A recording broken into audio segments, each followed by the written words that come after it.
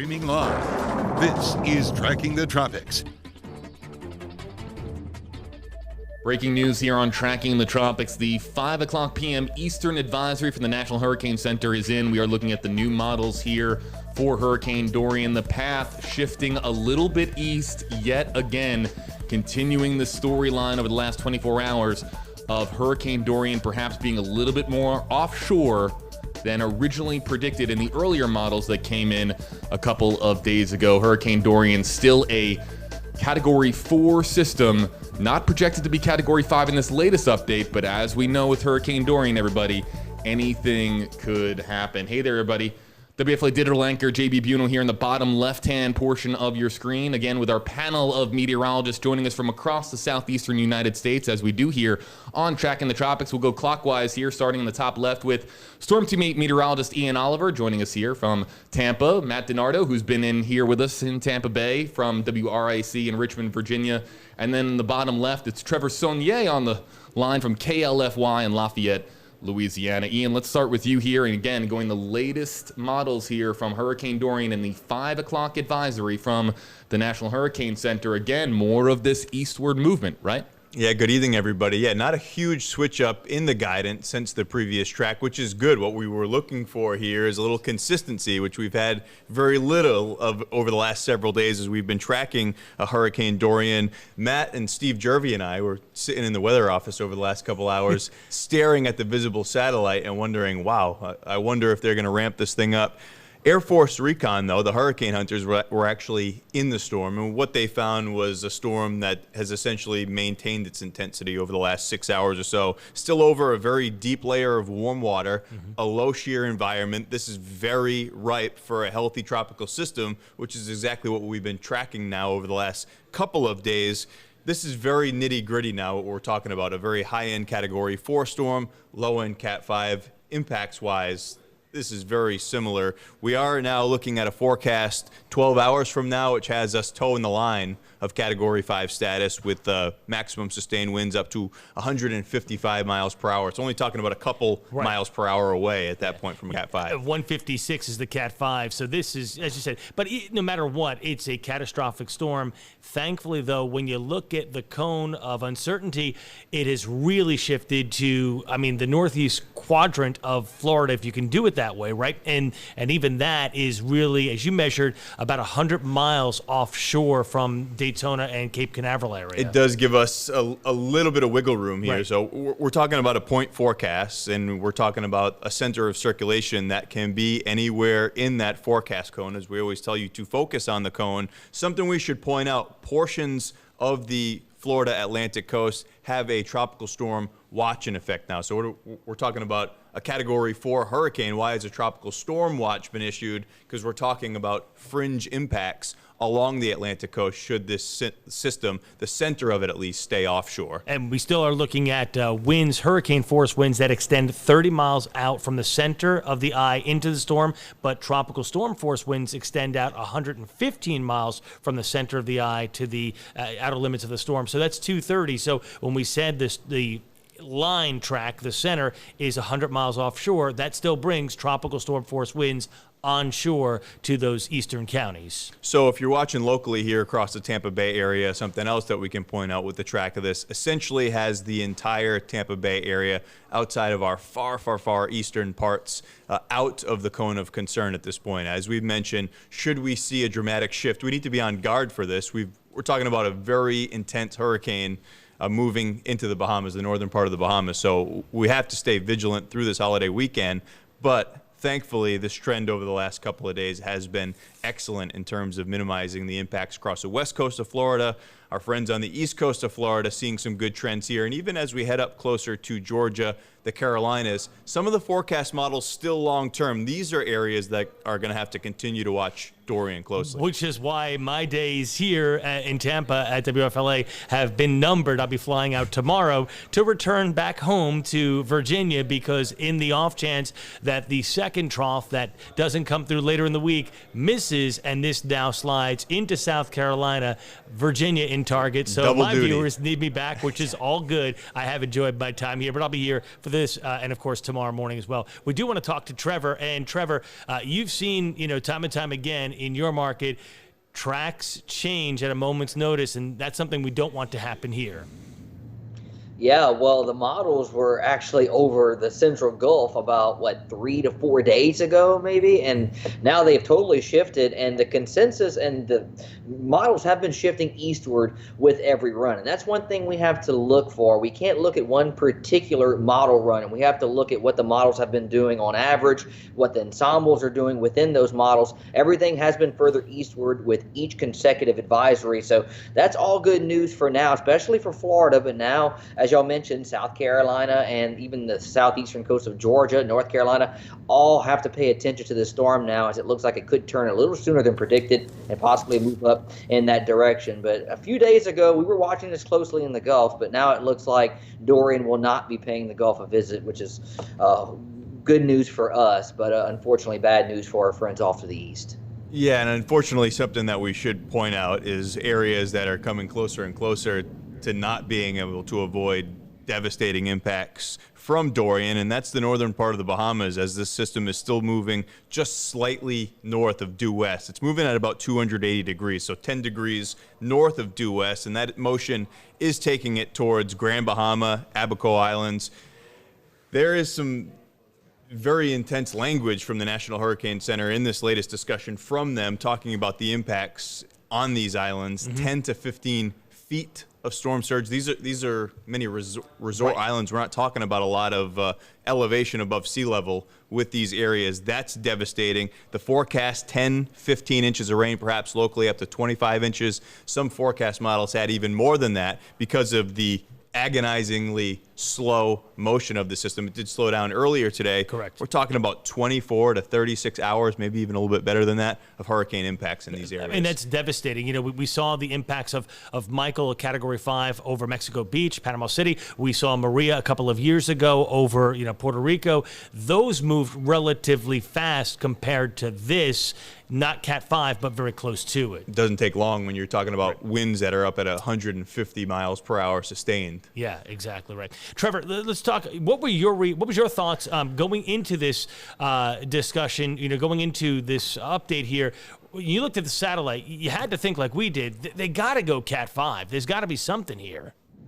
Well, the Air Force aircraft is not in there right now. I think they're going off the intensity that the aircraft found earlier this afternoon at the 2 p.m. advisory, and it's basically left unchanged. I think there's a Hurricane Hunter aircraft en route now, so we should be getting updated readings and drops-on data for the immediate advisory at 8. So we'll see if they go ahead and make this a Category 5. But on satellite, I don't see any reason why it could not be a Category 5. A perfectly symmetric eye. The outflow has even improved. It looks like it was sort of getting squashed on its western side earlier this morning, but now the outflow is through all channels in the upper parts of the atmosphere. It looks healthy to me, but I think when that aircraft goes in there later on tonight, they'll see if we do indeed have a Category 5. It would not surprise me. Yeah, I think you're right. I mean, I think that, when you and I were on this morning with Amanda, we were looking at there was some sort of some influence that was crushing it a little bit on the west, but that filled back in. And earlier today, we can't show it now because the sun is past setting in that area, or getting low in the angle, so we don't have it. But that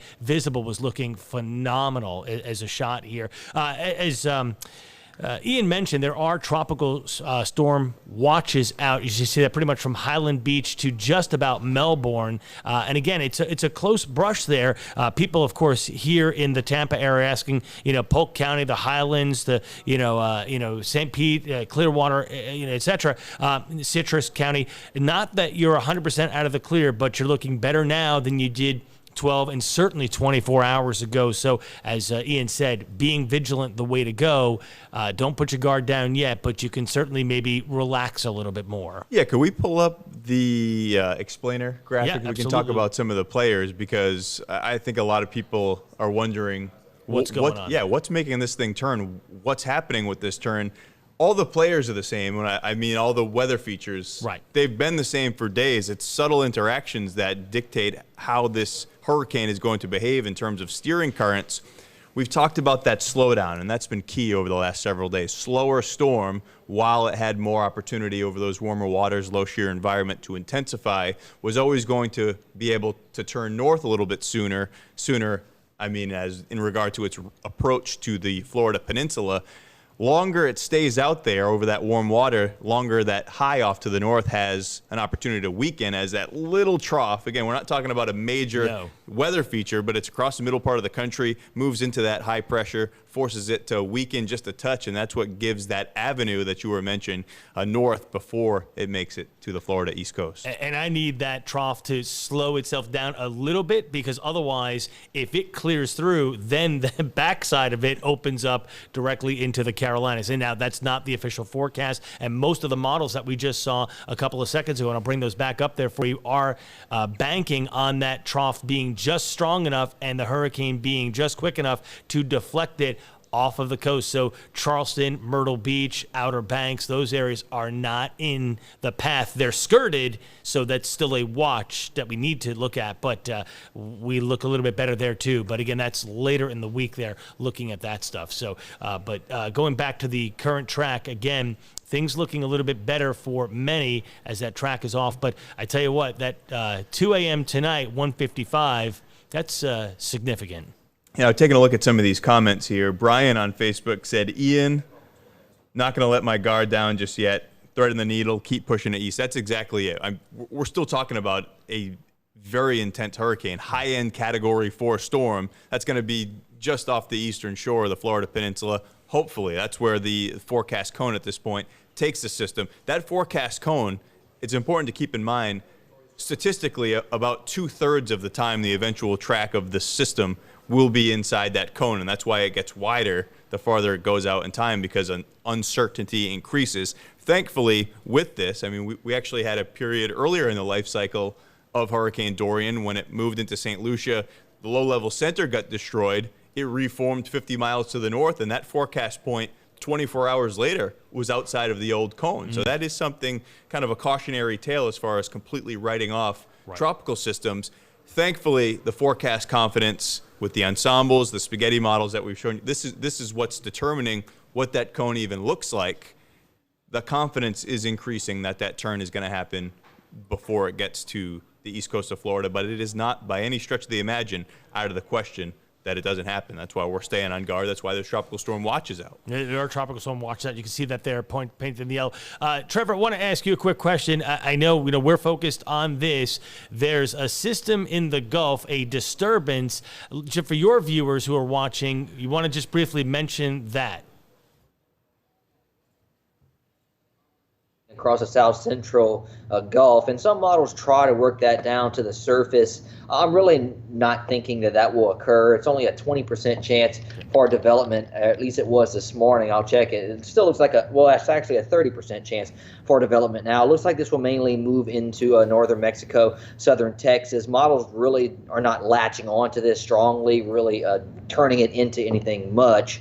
Maybe just a rainmaker for northern Mexico and southern Texas, but I don't think we'll see anything across the northern Gulf with this. High pressure is protecting our area, but a 30% chance for development with that through the next 5 days. Models have been latching on to this. I've been noticing that feature through the past few days here, and the National Hurricane Center went ahead and decided to tag it, but really don't see too much with that. I think all the problems will be with Dorian further off to our east. Guys, I believe that we're going to be going here now to a report that was just filed by 8 on Your Side's Ryan Hughes. He is in Melbourne, Florida, but where I believe that we can now go to him and check in with Ryan as to what is taking place over there, again, on the east coast of Florida. This is WFLA's Ryan Hughes. Behind me is one of 4 sandbag locations here in Brevard County. Residents tell me they have waited 2, sometimes 4 hours in their vehicles to pick up 10 sandbags.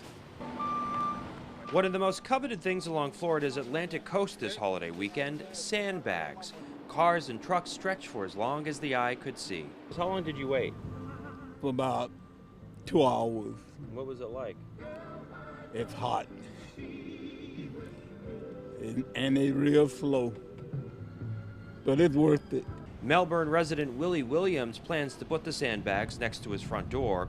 This county, which has around 600,000 residents, has been on pins and needles as Hurricane Dorian churns at sea. A mandatory evacuation is set for Sunday at 8 in the morning for anyone living on the barrier island or in low-lying areas. I am leaving right now, actually. Where are you going to go? Either over to Tampa or back home to Maryland. We just moved here, like this week from Tampa, so so we might be going back to Tampa. These sandbag locations are open in Brevard County from sunup to sundown. Reporting in Melbourne, I'm Ryan Hughes, 8 on your side. Okay, and thank you to Ryan for that report. Wow, my goodness, how much of a difference 48 hours makes when it comes to Hurricane Dorian. Again, Ryan Hughes reporting on, you heard that woman there saying that she is now, she just moved over to the East Coast from Tampa. Now she's heading back to Tampa to get out of the path of the storm. So the Tampa Bay area might actually be a safe haven. But again, guys, anything can happen with Hurricane Dorian. I think it's really, it's our responsibility to report that as much as the path is shifting east, there are, potential impacts for Central Florida as well here. Yeah, and it's interesting kind of the irony. A lot of people draw in the comparisons to Hurricane Matthew. And your earlier edition of Tracking the Tropics, when you had Jeff Patterson on, he was talking about the impacts of NASA over on the Space Coast and Merritt Island. Matthew actually delayed the launch of GOES 16, which is the satellite that we're staring at Dorian with. Let's bring that back up. Yeah. It's so gorgeous. Yeah, and the pretty one, there you go. I mean, so nice. And again, we color enhance this to show the colder tops, the higher clouds. But, as Trevor said, it's perfect. I mean, you look at this stuff. It really is. Trevor, quick question for you. You mentioned, just to go back to the Atlantic basin, we get a lot of questions here. You talked on the one in the Gulf of Mexico. Do you want to talk about the wave that came off the African coastline yesterday briefly so you can explain to viewers what's going on there? Looking pretty good as well right off the African coast. Good news with this, it looks like it may move further north at a higher latitude, and usually when you're very near the Cape Verde Islands like that at a higher latitude, when the waves come off at that position, they typically move out to sea. It's still too early to say that, but the National Hurricane Center, it looks like their track on it, their circle of interest is more heading off to the north and west. So hopefully this one heads out to sea. It may affect some maritime and some shipping interests, but we're a long ways away. That one's still 2 weeks away from any land if it were to move westward. A 60% chance for development with that, and hopefully that stays an Atlantic storm, and we're just watching it on satellite from afar, and it doesn't affect any land areas. And that's something to point out, too. That's nothing out of the ordinary at this point. I know people are watching this very powerful hurricane. They're saying, oh, no, now there's another wave. There's a little disturbance in the Gulf. They call back to a couple of years ago when it was Harvey, Irma, Maria, Nate, one after another, 4 named storms. And we're about 10 days out from the peak, statistically, of hurricane season. It's perfectly normal to have a number of areas that we're watching in the tropics. This is typically from about here to another 5 weeks, the most active period of the season. And hopefully we don't see that repeat of that same year, right? That was, I think that was a little bit too much for anybody, because you were spending 15, 20 minutes in a newscast on the tropics because you didn't know which was going where. But this, this is the time.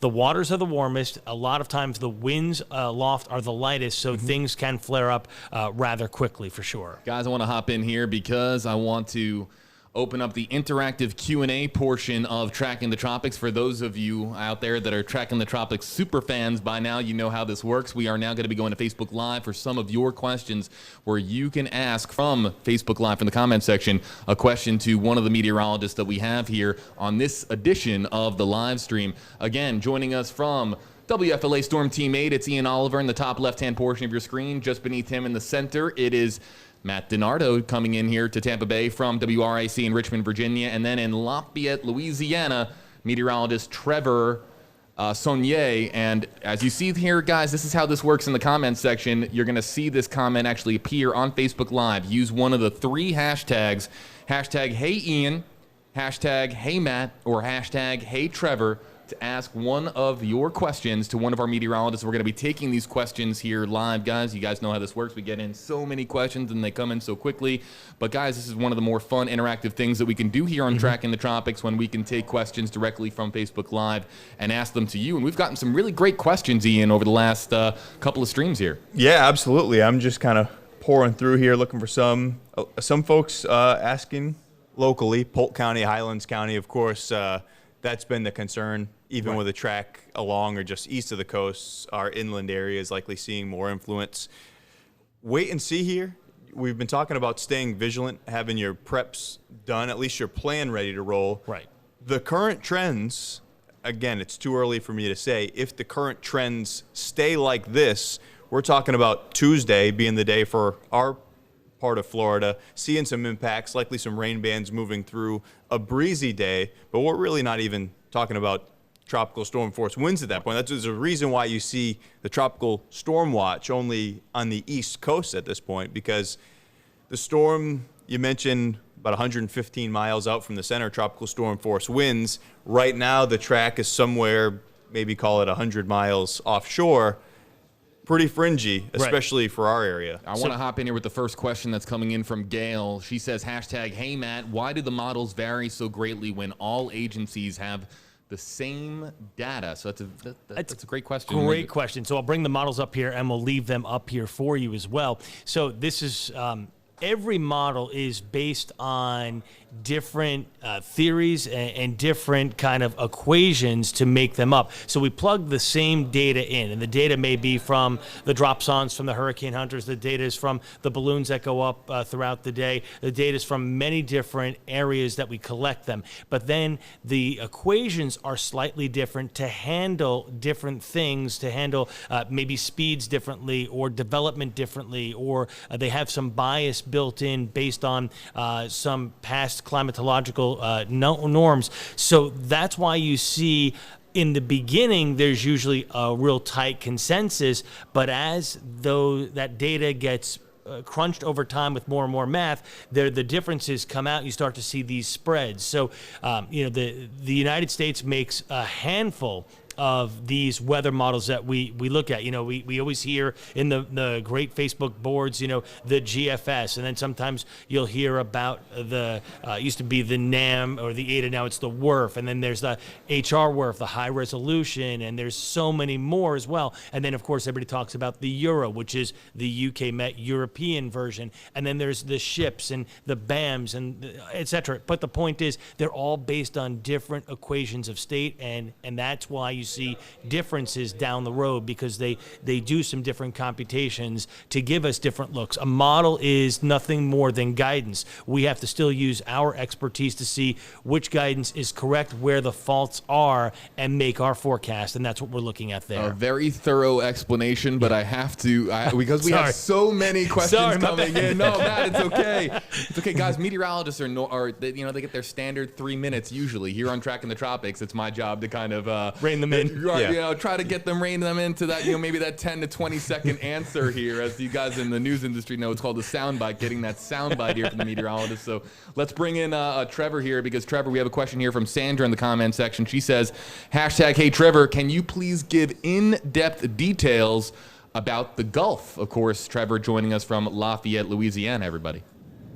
Well, we do have a system that we're tracking in the Gulf. It's stronger in the upper levels of the atmosphere, but a broad area of low pressure has formed at the surface near the Yucatan, and models are sort of bringing this to the west or west-southwest across Mexico. Maybe a heavy rainmaker from Mexico, but models are really not showing this getting particularly strong.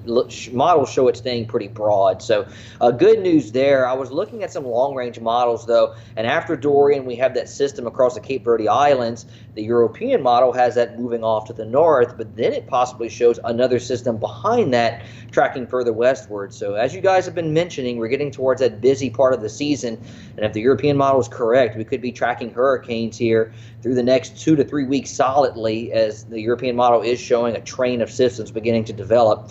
But in terms of the Gulf, I really don't see many problems with that system. Heavy rainmaker from Mexico, but that would be about it. Maybe South Texas, but no hurricane or anything like that expected. Only a 30% chance for a tropical development through the next 5 days. Trevor Saunier with KLFY in Lafayette, Louisiana, providing some perspective here on the Gulf. Again, everybody use hashtag HeyIan, hashtag HeyMatt, or hashtag HeyTrevor to ask a question to one of our Tracking the Tropics meteorologists here. This is one of my favorite questions that I've seen today thus far, and it comes from Mike Scarpelli, I believe, in the comment section here. It's hashtag HeyIan. A few days ago, one of the services there had a track going exactly where the current track is, and at the time it was discounted as an outlier. Was that the European model or another? But Mike brings up a good point that, that a couple of the tracks that we had, a couple of the models, the spaghetti models that we had a couple of days ago, earlier in the week, they had this going a little bit more east. And now maybe those models that, a couple of us maybe were wondering or a little bit curious about as to whether or not that they were just a little bit too far east. Now, could those models have been right? That was the GFS. The GFS actually had this a few days ago, and I know a lot of it comes from Superstorm Sandy. On social media, the Euro has developed this reputation of total infallibility, which the Euro and the GFS, to be fair, this has been an extremely challenging forecast, really from day one, due to a lot of different factors that we've talked about at length on Tracking the Tropics. Right. First, the GFS had it. The Euro Ensemble did have it, the operational one. All the different little tweaked versions of the Euro had kind of a fan that almost looks a little bit more like the spaghetti models do right now that you're seeing on your screen. And the actual single run of the Euro was on the western side of that whole envelope. So that we actually talked about that a bit on Tracking the Tropics on Thursday, that there were some forecast models and some different iterations of forecast models that did have an earlier turn that was kind of giving us a little hope at the point where the forecast cone was looking the worst. And that actually has come to pass. That it happened slowly as a trend, but that's everything to do with the speed. And I did see another question, someone asking about that slowdown from 12 to 9, and we may even see it slow down a bit more, especially when it's making that turn. These tropical systems really hit the brakes, and unfortunately for the Bahamas, that's where the deceleration is happening. I want to stay with you here, Ian, because we have a commenter joining us from South Carolina. Dragan Shriver says, hashtag Ian, I just moved to South Carolina real close to the beach. We're thinking of running. We done lost one house in a storm. I'm just reading this word for word, everybody. Should we head out Wednesday? How bad would a Cat 2 be if I'm about 45 minutes from the beach? So South Carolina projected to maybe be getting not a major hurricane as far as hurricane status goes, as you see there, the number 2 on your screen. But what does that mean for folks in South Carolina, Ian? It's an excellent question, and you're looking at that. That's a 5-day cone, and we talk about the propagation of error, how the uncertainty increases with time, 40 miles per day. And when you look up towards South Carolina, that's day 4.5, and you're multiplying that times 40 miles. That's still very much in play. And I hate saying it because I know it's going to extend this event a long time for our friend Matt here. You got to stay on this. The east coast of Florida, we've been talking about the vigilance that's necessary even in the short term. Longer term, that uncertainty increases. There are even still some forecast models that take this system dangerously close to the Carolinas. So I know we've had a little bit more of an optimistic tone locally. Right. I would stay very alert long-term Carolinas still. Yeah, I wouldn't do anything yet. I wouldn't leave the Carolinas yet. I wouldn't, start boarding up but I would just, be a little bit more attuned to the forecast as it comes out, especially the main ones, the 5 a.m., the 11 a.m., the 5 p.m., which we're at now, and the 11 p.m., where those tracks get updated and the changes, and don't, again, key in on one specific model. Look at the cone itself, and if you start to see the cone moving away from you, then you're in better shape. That's what I mean by stay alert. Check out the current forecast. Category 3, it's just east of the Space Coast. So we're still talking about a storm on Tuesday afternoon that's only halfway up Florida. So for South Carolina, this is still a ways out. That's unfortunately the function of a slow-moving storm. Yep. This event is hanging around for a while. We're going to be talking about Dorian for at least another week. Guys, Ed wants to know, hashtag, hey Ian, what's the chances of a last-minute turn and hitting the Bay Area? Now that we're outside of the cone of concern, it's a very small chance. It's not zero at this point, and that's why we haven't completely told everybody to stand down. You need to stay vigilant, still moving through the next couple of days. Once that turn happens, we're going to start feeling very comfortable as far as where this thing is heading. You look at the cone of concern here, we would need a very unusual, very significant shift in the forecast trends in the short term to see anything like that. We've already been watching this storm starting to gain a little latitude today. Earlier today, it was south. You see the location there, 26.2 degrees north. We were south of 26 degrees earlier today. So this system, it looks like it's moving due west. It is gaining just a little bit of latitude. Eventually, when that turn happens, that's going to happen a whole lot quicker, and we'll be even more comfortable. The next question comes in from Valerie, hashtag, hey Matt, what about Jacksonville, Florida? Nobody's talking about Jacksonville, Florida, in the estimation of Valerie there. Yeah, so here's the story. When you look at the northern part of Florida along I-95, you're still in the red, you're still in the cone of uncertainty, but again, the line is still about 100 miles. When you look at the center line there, the deeper red, about 100 miles off of the coast for you. And remember, we said that the tropical storm force winds extend out 115 miles, so you still have the potential right now to see tropical storm force winds. And when we looked at the individual models, there are a few that still are a little bit tighter to Florida. Don't count that gray one that slides in to northern Florida. Look at the second one in. And then the main spread there, they're still too close to say, hey, Jacksonville, put your guard down, keep watching. But right now, you're better off than you were yesterday at this time when we looked at the track being right along 95 once it came inland or hugging the coast really tight. Hashtag Trevor coming in from Ginger. We're going to bring Trevor in from Lafayette, Louisiana.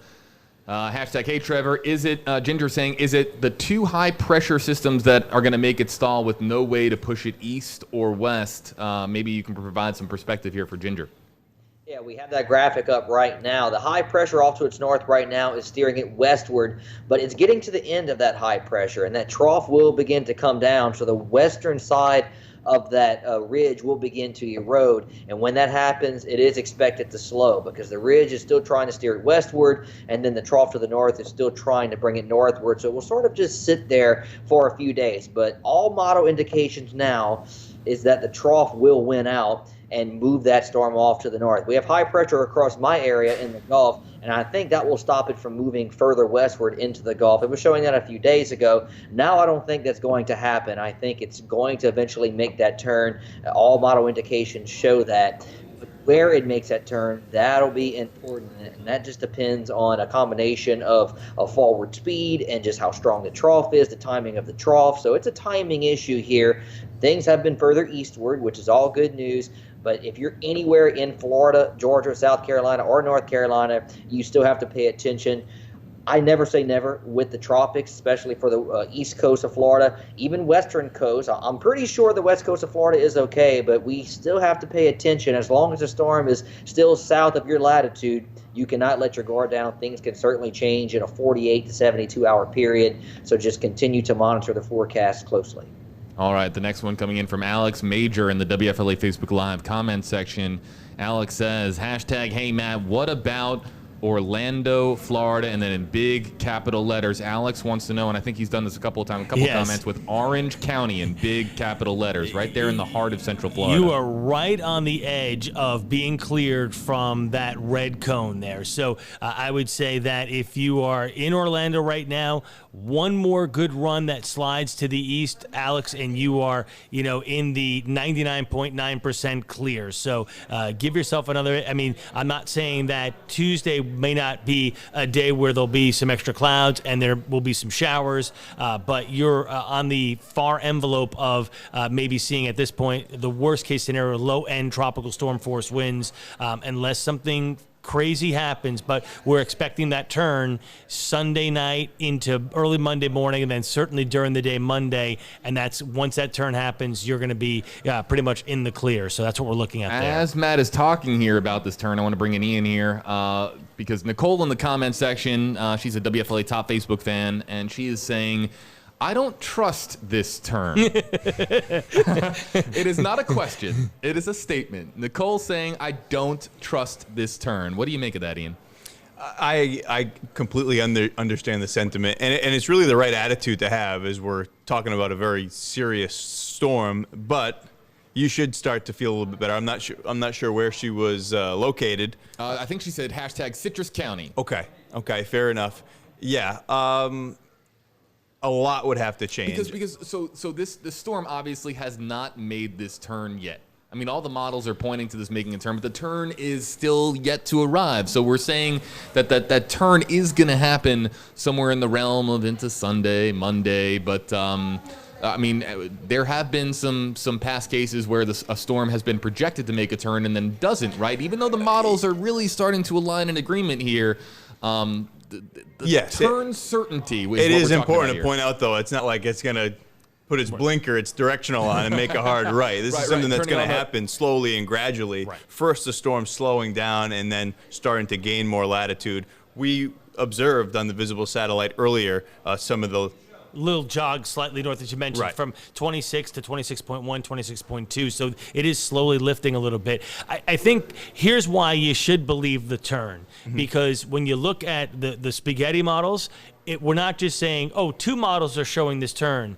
The whole suite is showing the turn. Again, take out that bad one that kind of, you see the gray line through North Florida, Tallahassee to Atlanta. That's the outlier. That's not going to happen, right? So everything is pointing at the trough, which is what Trevor was talking about when we showed this graphic, that light green line sliding down and helping to lift it because the Bermuda High is going to slide a little bit farther out to the east, to the sea. And something else is when you're watching over the next couple of days and you see that this thing hasn't appreciably turned, don't take that as, oh, the turn's not going to happen. The turn's not forecast to happen still for another day and a half or so. Right. That, unfortunately, is why we're expecting the devastating impacts through the northern part of the Bahamas, because the turn doesn't really happen until over the Bahamas, which we talked about the deceleration that takes place as it's turning. That's what keeps the prolonged impacts in place over the northern parts of the Bahamas. And guys, I'm seeing Chief Meteorologist Steve Jervey here. He's walking through the newsroom, getting ready for the 6 o'clock newscast here on News Channel 8. If you're joining us here in the Tampa Bay area, Steve is going to be breaking this down for our television viewers here in the Tampa Bay area, your NBC station. We are here at WFLA News Channel 8 on your side, of course. He gave us double thumbs up, so we must really be ready to roll. He is ready to go. Steve Jervey, a man of few words as far as the thumbs up that we just got there. But hey, Trevor, you're going to be on air too for your viewers in Lafayette, right?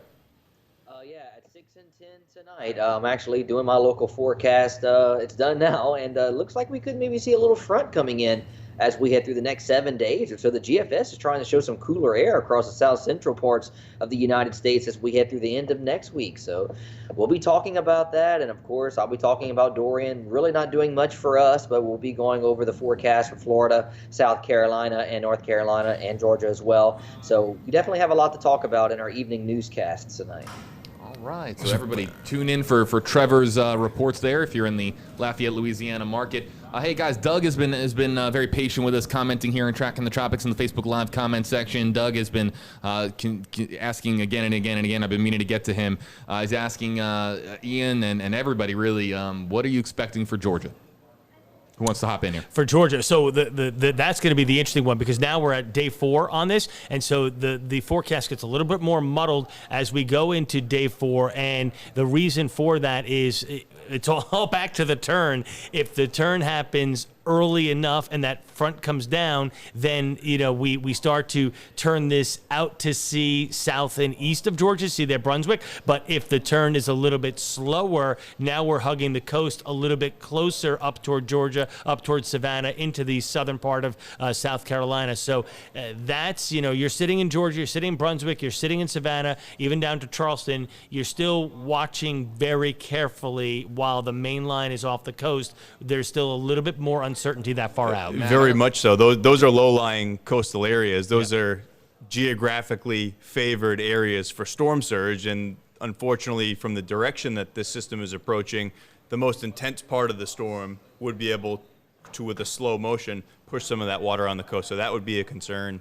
of course, high surf. Yeah. And a lot of rain. Yeah, a lot of rain. And as you mentioned there, the intercoastal waterways could, backfill from the ocean in, and therefore we're looking at low-lying flooding. We have another question coming in here for hashtag Hey Matt. It's coming in from WFLA Top Facebook fan Craig Zimmer. And this is more of a prediction. You guys ready for this? Because there's a lot of exclamation points at the end of this comment. Oh, boy. So we have some confidence brewing here for Craig, and he says, hashtag Hey Matt, I say Dorian will hit Florida's East Coast as a Cat 5 and will go straight up the East Coast. And he goes, I bet I'm right. Exclamation point, exclamation point, exclamation point, over. You guys get the gist. But he believes it's going to hit as a Cat. So we haven't ruled out Cat 5 status here, guys, because we are at a high-end Cat 4 right now. Correct. Right? Yeah, I think we're still all in agreement that we saw that in the forecast cone here at 2:00 tonight. They're expecting 155. As Trevor said, he saw the flight plan for the Hunters. They're supposedly flying some out there right now to get a good look at this. I think we're going to see later this evening, whether it's 8:00 or the 11:00, this will go to a Cat 5. Now, as far as hitting the east coast of Florida, I mean, a lot has to change to make this happen, and not a whole lot, but enough that it just I don't see it. And look, hey, we're never 100% correct, right? So there's always things that happen in weather that we don't foresee, but at this point, it's more unlikely than not. And just know this thing's moving 8 miles per hour. It's not going to sneak up on us. Right. If something changes, you're going to know about it, and you're going to have plenty of time to adjust to any of the impacts. All right, everybody. This is a last call for questions for our 3 meteorologists joining me here on Tracking the Tropics. Again, Ian Oliver with Storm Team 8 in Tampa, Florida. Matt DiNardo joining us in Tampa from WRIC in Richmond, Virginia. And then Skyping in for us, Trevor Saunier from Lafayette, Louisiana, KLFY. He is joining us here on Tracking the Tropics. So this is the last call for questions, everybody. Again, using the hashtags Hey Ian, Hey Trevor, and hashtag Hey Matt. I'm looking for just a couple of more comments here. People are asking... a lot of folks, maybe I'll just ask this to all of you guys because, or I don't know who wants to jump in here, but Kevin Steele is one of the many people in the comments section who's asking, could this still shift back to the left? Could this still be in play for the west coast of Florida? We're talking about really dim chance. And we've talked about this numerous times already on the stream, but again, we're always engaging a new digital audience here. But the west coast of Florida, the chances of it being in play as far as Hurricane Dorian goes, we're talking about a much less significant chance of that happening, right? Yeah, if we saw a westward jog, it would be some of our inland areas. We'd be talking more like tropical storm force winds at this point. We're not expecting a departure that large that we're talking about any major impacts here. So for folks across the Tampa Bay area, be aware, but don't be concerned. Just know that if something changed, we'll let you know, but we're not expecting that to be the case. East coast of Florida still needs to be very vigilant. There's a tropical storm watch in effect that is self-explanatory. Right. And Trevor, you can back me up here and talk about this as well. Hurricanes, yes, they're very powerful. They do have a tendency to do some things, but they're still controlled by the environment. And the environment here, as the graphic shows, are 2 large areas of high pressure that really are forcing this one way or another. Yeah, and the forecast now, especially for the east coast of Florida, is getting within that 3-day area. And that's one area that I look at. 1 to 3 days, when you start to get in that realm of time, the chances for a widespread shift really decrease. But when you're in that 4 to 6 day period, and that includes for the Carolinas, we could still see some shifts back and forth because the model gets a little more inaccurate as it goes further out in time. For the east coast of Florida, we're talking maybe 2-3 days out in time. So we're getting a little more confident in that track that it will likely move east of Florida. At the very least, I can say the west coast of Florida looking a lot better. We would need a drastic shift for that to happen, and I really don't anticipate that when we're within that 2 to 3 day time frame. But the east coast of Florida, it will still be a little close for comfort. Some ensembles still try to show it hitting the east coast of Florida. The National Hurricane Center actually points that out. They're on the western side of the guidance envelope, just in case it does decide to shift back. It's a possibility pretty closely. but the overall trend has been further eastward. So for Florida, the trend has been good, but if you're on the east coast of Florida, I would not let my guard down just yet.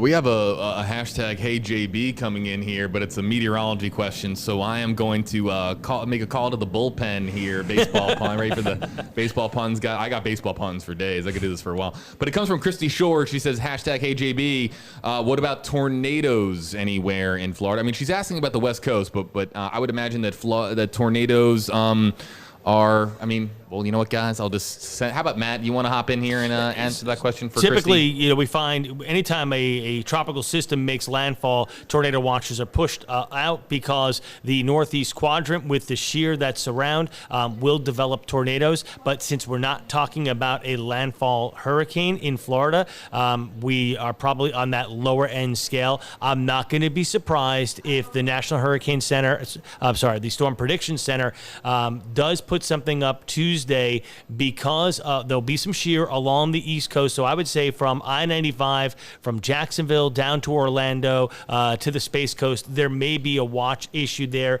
just for precautionary purposes, but that's probably about it in that one. So this is not one that I'd be overly concerned about right now. All right. Again, for Christy, just to answer that previous point that I just made, I am a humble news reporter, not the meteorologist on your screen or the guys that went to school for this and have much more expertise on the subject of weather than I do. Again, but you did go to an excellent school for meteorology. You just went to the broadcast world. Yeah, everybody on the right side of your screen, a fellow UAlbany alum here, Matt DiNardo, going to the University of Albany, where I went to school a couple of years apart, Matt, but yeah, two Great Danes in the house, everybody, and really be proud to representing the University at Albany in upstate New York. A lot of love for our purple and gold friends up there in upstate New York, where they are far away from Hurricane Dorian, thankfully. But again, there's a lot of different areas in play here, and this next one comes in from Brandy. It's hashtag Hey Matt. She wants to know about North Carolina, Matt. Maybe you can provide some insight here as to now North Carolina, not even South Carolina, but North Carolina potentially being in play for Hurricane Dorian. You look at those model tracks here, and I'll bring up the National Hurricane Center forecast again. Once we round the bend later Sunday into Monday, we start to go up the coast Tuesday. When we get to that Wednesday to Thursday time frame, those last two periods there, we are dangerously close to areas like Emerald Isle, Wilmington, Ocracoke, and even the southern part of Hatteras. So yeah, there's going to be a little bit of, is this coming our way? And I want you all in that area. And I'd pretty much say from Charleston to Hatteras Island, let's continue to watch this because that's day 4, day 5, where we have a larger error, as Trevor was just saying. In that 72 hours, the errors are pretty minimal. When you get out to 96 and 120, the error gets a little bit larger, so there still could be some fluctuation there. I was just past some breaking news, you guys, that at 6 o'clock, we're going to have a press conference from Governor Ron DeSantis from Tallahassee. So if you're just joining us here on Tracking the Tropics, we will be taking you there live to the governor press conference. Again, Governor Ron DeSantis from Tallahassee, I believe, at 6 o'clock. So that's about 10 minutes from now. If you'd like to hear from the governor about storm preparations and what the latest is as far as getting ready for Hurricane Dorian, it's a very important press conference, one that I'm sure that Governor DeSantis is far more pleased with these current models than the ones that we had about 48 hours ago that showed this being a major hurricane potentially for Central Florida, and this now being, of course, off the coast. But Governor DeSantis, of course, is going to be prepared for no matter what happens here for Hurricane Dorian, as, again, the breaking news that we brought you in the 5 o'clock advisory here, everybody, that came down for the National Hurricane Center, that this path has continued to shift east. Ian, this has been, I think, I've lost count, but I think this is either the 6th or maybe the 7th update in a row that we've had now where that center line in the cone here has shifted east. Could this progression, this eastward movement, continue with the updates that we have later on in the hours to come? What do you think? It really didn't appreciably shift east with this latest update, but what it did is it's showing consistency, and that's what's going to give us more confidence as we move towards these points in time. It gets back. I've seen a couple questions. It's a storm moving west. Why are you saying it's going to go north?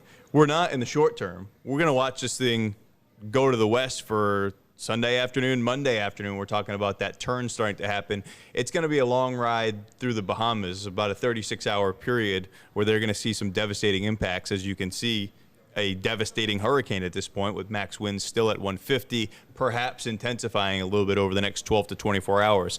That turn isn't going to happen for 36 hours or so at the earliest, probably a couple days. So just know that when you wake up tomorrow and you want to get the latest on Dorian, you say, what's up with this? This thing's still moving west. They said it was going to go north. It's not turning north in the short term. It's turning north. It's the slow pace of this hurricane that really kind of adds to some of the uneasiness, but it's still going to be a little bit until we see that turn happen. All right, guys, so we got to get ready here. So what's going to happen is we're going to be getting ready here for our press conference with Governor Ron DeSantis, which is about 7 or so minutes away here. Again, Governor DeSantis speaking at 6 o'clock Eastern from Tallahassee about Hurricane Dorian and how Florida is preparing for what could still be a significant weather event for the eastern portion of the state, or again how he's preparing for inevitably the worst. I would imagine that the State Department is preparing for the absolute worst as far as the storm goes, even though that they have to be at least somewhat encouraged by what our meteorologists here are reporting. But that means that we have to say a temporary farewell to Trevor Saunier, who's joining us again from KLFY in Lafayette, Louisiana. Hey, Trevor, we're going to give you the floor here just one more time, we're going to say thank you to you and appreciate you being here on Tracking the Tropics. Yeah, it's really important to give out this information. People are very fearful of weather, as they should be. And one thing about being a meteorologist is that we like to comfort people in these times, and that's why we are continuing to do these updates and bring you the latest information so you do not have to worry. You can watch us, and we will give you the latest information as we get it and relay it to you in a calm presence. So I love to do stuff like this, and I appreciate you guys having me. All right, thanks a lot, Trevor. And again, you can watch him on KLFY in Lafayette, Louisiana. All the best to you, Trevor, and good fortune to you in the days and weeks ahead.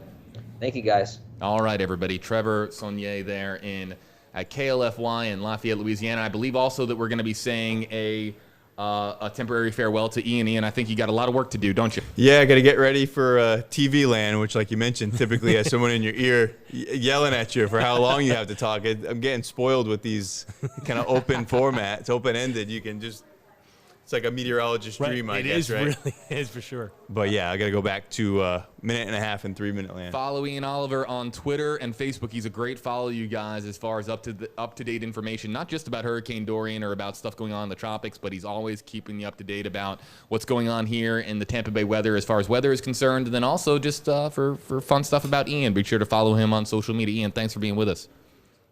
All right, guys, so let's go here to I think it's just going to be you and me, Matt, as we kind of just fill here the next the next couple of minutes here as we wait for Governor DeSantis' press conference. I think it's going to be here any minute now. But again, this 5 o'clock advisory that just came down, nothing significant. We're still as far as intensity goes, we're still talking about a high-end Cat 4. Absolutely. And we're just, maybe 10 or so miles per hour away from Cat 5 status? 6 to be exact. Oh, 6. But yeah, but point is, right, 150 mile per hour, for all intents and purposes, we're so close to Cat 5. Hurricane hunters will be flying in throughout the evening into the early part of tonight. We're going to get some more measurements. We might see this upgraded to a full Cat 5, which is 156 miles per hour as we get into this evening. We'll watch that. The National Hurricane Center track, once again, continues to move this west, as Ian was talking about, for the next 2 days. This will not make that turn until Labor Day morning to Labor Day afternoon. And then when it does, that turn is off the coast by about 100 miles. But again, people asking me and seeing, hey, Matt, what about Myrtle Beach? Hey, Matt, what about South Carolina? Hey, Matt, what about North Carolina? Those 2 states, those areas are still in play come to Wednesday and Thursday because of the uncertainty onto how hard that hook will be once it passes by Daytona and Jacksonville and begins to head up along the coast. Some of these models, Matt, they have this storm. As we're looking here at the spaghetti, watch a couple of these models. Yep. A couple of them have this going and hitting, the northeastern sections of Florida and the Jacksonville area, maybe breezing the Georgia coast, South Carolina coast, North Carolina coast, and then hey, look at where Virginia is sitting over there, up there, and then maybe into Maryland and even Delmarva, where our good friend Mike Lichniak is hanging out. Big shout out to our buddy Mike Lichniak, meteorologist there at WBOC. Right. But as far as hitting up all of these states and their coastal communities, could this be? Maybe it's a little bit early, maybe a little bit premature, but could this be one of those storms that just kind of sweeps up the coast and hits a lot of different states' coastal communities? Absolutely. I mean, this for Florida residents, if this stays off the coast, it's not as close of a call as what Matthew was. However, when you look at, if we break down some of the colors there, the blue line especially, and even there's kind of a purplish line into North Carolina. Those two, that's kind of where Matthew went into and then kind of stalled out. And at the same time, there was a front locked over Virginia that those two forces dropped 15, 20 inches of rain across coastal South Carolina, coastal North Carolina into the Norfolk area, Virginia Beach. So that's a big issue there. When you look at the gray line that cuts through the second E in Tallahassee up to Atlanta, we want to discount that. That is a different type of model that doesn't really work so well with very strong tropical storms or tropical systems like Dorian is. So, again, that's why we say day 4, day 5, not to be too wordy here, but South Carolina and North Carolina still in play because you could see that hook is a little bit later than some of the deeper gold models that are off the coast. Very interesting stuff here, everybody. And again, remember, as much if there's one maybe silver lining in that storyline that we were just talking about, as far as hitting up all of these coastal communities in all of these states, maybe Florida. The Florida coast, the Georgia coast, South Carolina coast, North Carolina coast, maybe the Virginia coast, and so on and so forth, is that the worst side of the storm to be on is that northeastern side, as we've been reporting here many times on Tracking the Tropics. So good news that perhaps the brunt of the storm maybe will be a little bit out to sea, or at least out in the Atlantic. So that's good news. It is good news. Potentially again. Right, but so as the storm is coming up to you, your winds are coming in from the coast into the inland, so that's going to still give us some storm surge and some intercoastal flooding, water pushing in from the ocean into those intercoastal waterways, and that's why Georgia, South Carolina, North Carolina still could be looking at some other issues there, even if the storm is off the coast. So the model that was, let's talk about this for a second. We wait for the governor to speak, because the governor's going to be speaking. I'm keeping an eye on it over here, everybody on our grid, to see when the governor is going to be speaking. Ian was on here a short time ago talking about the one model that was predicting this turn. That was the GFS a couple of days ago. Where is that here on it? Let's go full screen. Oh, yeah. Can we see it here? Which one the GFS is? I'm pretty sure it might be the light green, which is cutting through Emerald Isle, North Carolina, through. It's among the consensus. It's not one of the outliers, though. No, right? it's not an outlier. It's a consensus model right now. So, and that's the one that may be going through Hatteras, North Carolina, and then going up into the central and northern Atlantic. That model actually goes out 368 hours, but in the short term, we really only plotted out about 168 hours. So that's what we're looking at there. But it's now part of the consensus. People keep saying, well, the Euro called this 3 days ago. Actually, 3 days ago, the European had it moving through the Keys and into the Gulf. So, but then... So all those Euro folks out there, the Euro super fans out there, as far as models go. And then, but then, not to cut the Euro down, because then 36 hours later, it then corrected to a coastal track, an I-95 track, and now that too is off the coast, much like the majority of the model consensus here. And, the Euro is leaned on heavily, as well as the GFS, as well as the HWRF by the National Hurricane Center. Those are the three they really look at. So everybody, Chief Meteorologist Steve Jervey is on the air right now. If you're here in the Tampa Bay market, turn on your TV to News Channel 8 team coverage right now with Victoria Price, Jeff Patterson, Ryan Hughes. Our entire team of reporters are standing by. I'm kind of keeping an eye, but there is Chief Meteorologist Steve Jervey on the air right now. So take your remotes, your TV remotes, if you have TV, of course.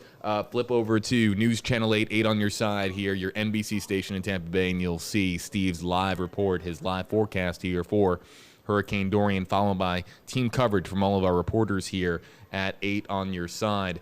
So again, if we with those spaghetti models, again, Matt, just to kind of wrap up what we were just talking about, if you are Maybe you're a super fan of that GFS model. That GFS model is among that consensus of spaghetti plots that we saw there on your screen. Yeah. And has it not, there was that one line, there was that blue line, and then there was the gray line, the gray model, the blue model here, as you're going to see animate on your screen. Those are the outlier models right now.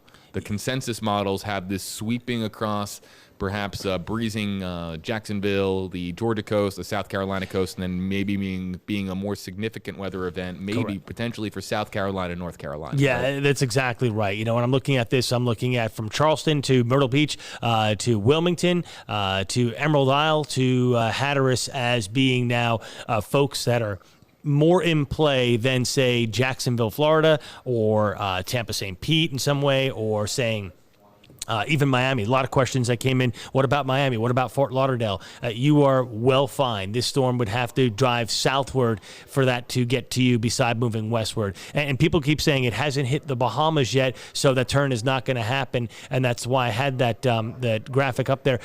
This is not going to hit the Bahamas until tomorrow, late morning and afternoon. You'll start to feel the effects. And we're going to be talking about that a lot tomorrow on Tracking the Tropics, the effects that are going on, because we mentioned earlier with Ian, 15 to 20 foot storm surge for the Bahamas. It sits there for a while. See how slow it moves through the Bahamas? There's the potential in some areas for 20 to 30 or more inches of rain. This is going to be a big issue for sure. Plus, again, winds that are sitting, forecasted winds at 150 to 145, and right now we're sitting at 150, and we think we might be seeing this go up in the next short term. A good opportunity for us to say that our thoughts and prayers are with everybody in the Bahamas. We know that with the slow-moving nature of Hurricane Dorian, the Bahamas are in for a world of hurt the next couple of days. And I don't know if anyone in the comment section is joining us from the Bahamas, but really our thoughts and prayers are with everybody over there, because Hurricane Dorian is going to be, there. We were talking about this earlier, Matt, but maybe dumping rain and high winds for 36 hours, maybe even potentially 48 hours, just kind of hovering and sitting on the Bahamas. Yeah, right? I mean, that's the problem. I mean, if this slows down, right now it's moving to the west at 8 miles per hour, but let's say it slows down and it goes 5 miles per hour. I mean, that just extends the time that it's going to sit over the Bahamas. And remember, while it's sitting over the Bahamas, there's still a tremendous amount of water around the Bahamas. So it's still feeding itself by getting that water, by going up into it and then raining it back out.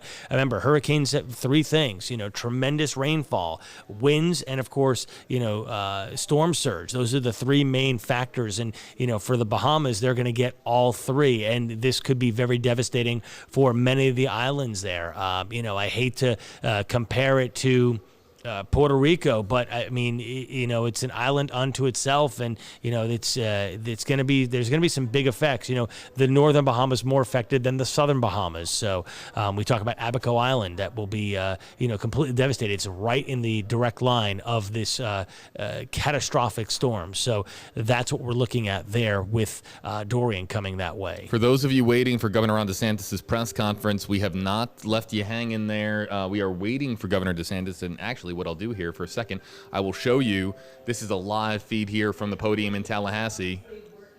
And actually, I'm just listening to that alert that just came down, wondering, I think if Governor Ron DeSantis might be within a couple of minutes of speaking here. So we have not abandoned our plans to take live coverage here of Governor Ron DeSantis' press conference. The moment that we see him emerge here in Tallahassee and speak in front of this podium, we will bring you out there live. And again, this is a live picture there from Tallahassee where he's going to be speaking momentarily. This is something that a few days ago, Matt, could have been a major storm for sections of Florida. I mean, we're talking about several different coastlines. We're talking about maybe even Central Florida, West Florida. Right. And if it had continued moving in that west direction, it could have been even in play for the Panhandle, but here we have it kind of making that turn and kind of breezing the East Coast. I mean, it's the reason why I'm down here, right? We saw the models by the middle of this past week, and it was, oh boy, we're going to need some extra help because our meteorologists can be working, pretty much round the clock. So I was asked to come down here. My answer was yes, let's go. And, I was here within 12 hours. But now things have turned for the better for 90% of Florida, which is is great news. People are asking, what about the villages? Villages, you're going to be okay. Some rain, maybe some gusty winds, but again, if this track holds, we're going to be fine. And people ask about Volusia County, same type of thing. Go ahead. Here is Governor Ron DeSantis speaking here live. Everybody, let's go in and listen in. The director of the National Hurricane Center received an update on the latest forecast. I've also been briefed by Jared Moskowitz and our state's meteorologist, Amy Godsey. Today I've spoken with everyone from the general in charge of the Army Corps to Governor Brian Kemp in Georgia. We had a conference call with county officials, city mayors, legislators, and we've, I think we're communicating very well. I also spoke with President Trump, and he assured me that Florida will get whatever assistance that we need.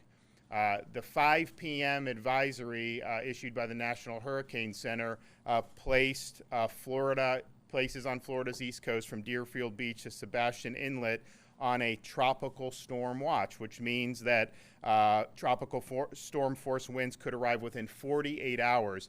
This is likely to be expanded further north very soon to include places north of Sebastian Inlet in Brevard County, Volusia, and up the coast. So Floridians on the East Coast need to be prepared. If you have a plan, stick to your plan. If you haven't made preparations, please do so. We need to remain vigilant. We are not, certainly those communities are not outside of the cone. We just did a brief with Ken Graham and the state meteorologist, and they've actually moved the forecast slightly to the west. Not a huge difference to the naked eye, but they're starting to run models that bring it closer or even on to Florida's coast. That could produce life-threatening storm surge and hurricane force winds. So it's still too early to determine exactly where that may go, but we're not out of the woods yet.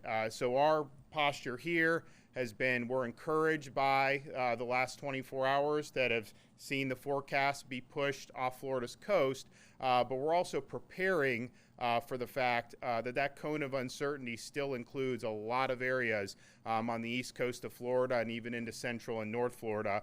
So we are staying prepared and we are remaining vigilant. We right now have the Florida Highway Patrol deploying 3 aircrafts to monitor traffic over 75, 95 in the Florida Turnpike. We're going to continue to monitor traffic flows throughout the state. We'll make whatever decisions we need to alleviate traffic if it becomes a problem. We also have gotten reports that the availability of fuel has improved. Part of that is, I think, because as the cone has moved away from our most populous county, the run on gas in Miami-Dade has declined, but nevertheless, the fuel trucks were working all through the night to be able to get more fuel to the gas station. So please monitor this situation, listen to your local authorities, and if they do issue warnings to evacuate, please heed the call. With that, I'll take a couple questions. On your call with the governors of South Carolina and Georgia, is it a case where they're having to worry about their own impacts now rather than helping you out, or are we still focused on helping out Florida and bracing for whatever it can bring to us? Well, Initially, earlier in the week, it was they were calling to check in on us, ask if we needed anything, and these are guys I'm friends with, and so it's I appreciated that.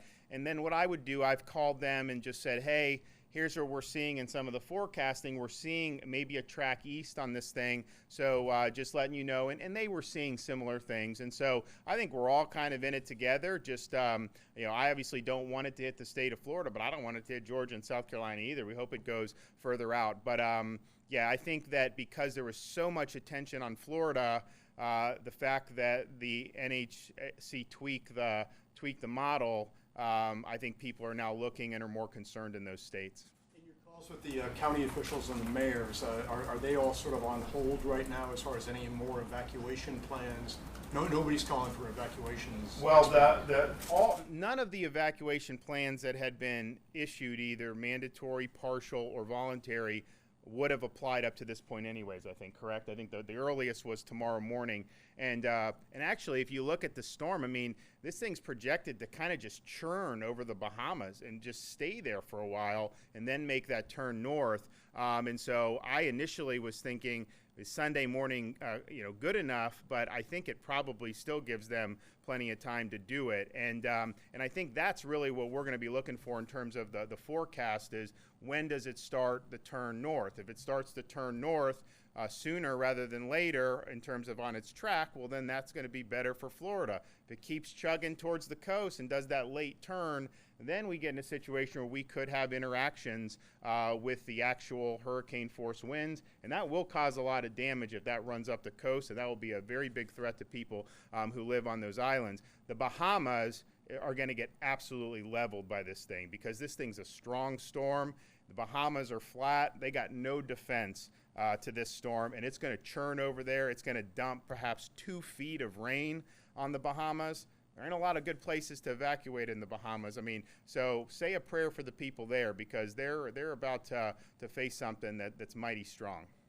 From county officials about when they do plan to make that determination then now, given that the storm is slowing and you guys still have some uncertainty? Yeah, Jared's been in contact. You want to speak to that? Thank you, Governor. So they're still executing on their plans, and in our consultation with them is if look, you're in the cone, you should continue to move with the plans you had just the other day, because look, as we've seen, right, this storm has just continued to bounce to the east, it bounces to the west. That's really the history of the storm. So they're still sticking with their plans.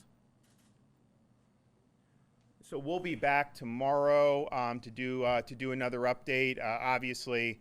For Floridians, continue to prepare, be prepared, be vigilant, watch this and listen to your local folks. I'd love to be able to report that more of the state is outside of the cone tomorrow, but, as you know these things, this storm could go as far east as that cone, but if it goes as far west as the cone has, that is going to impact us in a very, very big way. So we want to be prepared for that eventuality, and we want to be ready for it.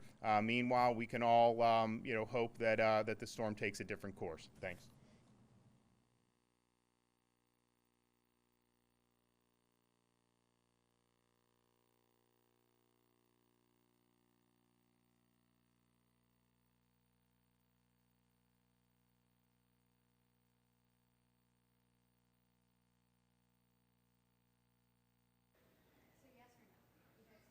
Everybody, that was a press conference from Governor Ron DeSantis in Tallahassee. We were just listening in to his latest report there from the state capitol on what's going on with Hurricane Dorian. I had to step away there for a second to kind of listen in. Good night from SOC. Good night from FDEM SOC. All right, so that's going to do it for this edition of Tracking the Tropics, everybody. We appreciate you being with us. We'll be back on stream with the next advisory that comes down at 8 o'clock. Thanks for being with us.